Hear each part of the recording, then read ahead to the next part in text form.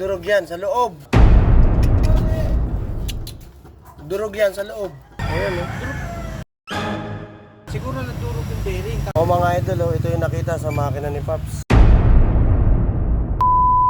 Magandang araw mga idol. At Cavite pa ang pinanggalingan ng ating tropa. Ikinarga na lang daw niya sa Lalamove dahil nag-stack up na ang kanyang makina. Hindi na daw niya ito mapaandar at hindi na rin niya mapagana. At kahit gulong niya ay nag-stack up na. Ibinaba na nga po ang motorsiklo na galing pa ng Cavite. At sabi ko nga kay Baki, ingatan dahil may tae. May ebak ang semento. May tae ha. Baka mapakan mo tae ha. Oh, napakan na nga. Tae. Nadali mo, sariwang sariwa. Ito na nga kagad ang bumungad sa amin. Ito yung nakita sa makina ni Paps. Hinala ko to sa transmission. Yung housing ng bearing, nakalas. Nadurog. Idol, lalagay mo yan. Yan. Durog yan sa loob.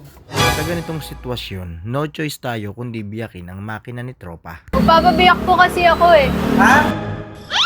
Ng makina po, magpapabiyak po ng makina.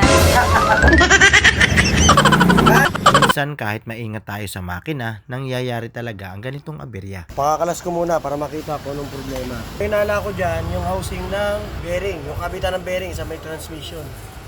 Yan ang problema niyan. Moment of truth. Pagbulat ko na. Yan na. Yun na nga oh. May bearing nga. Ito ang tama. Yan. May crankshell. O yan. Durug oh. Pasak.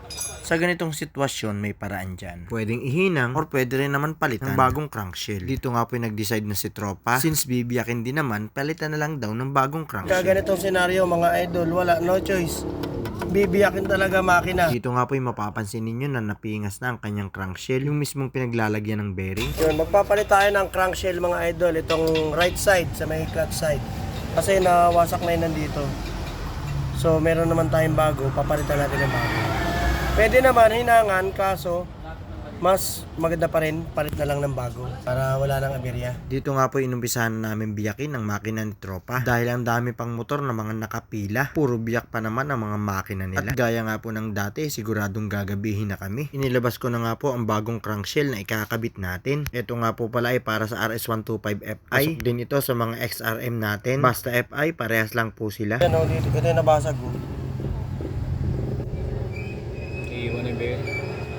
Ito, dapat buo yan dapat lang. Durog eh oh. Sa dami nga po palang nakapila, siguradong gabi na naman ang tapos namin ito.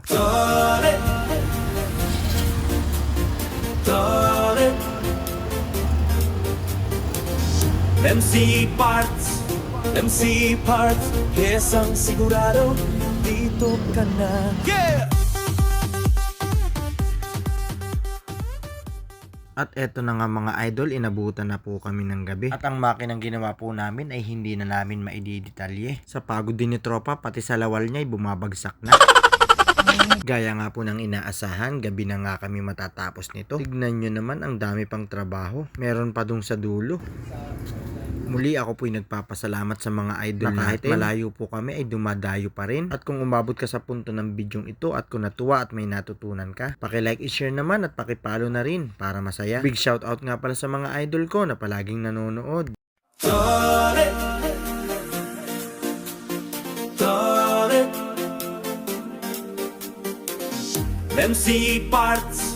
MC Parts, kesang sigurado, dito ka na. Yeah!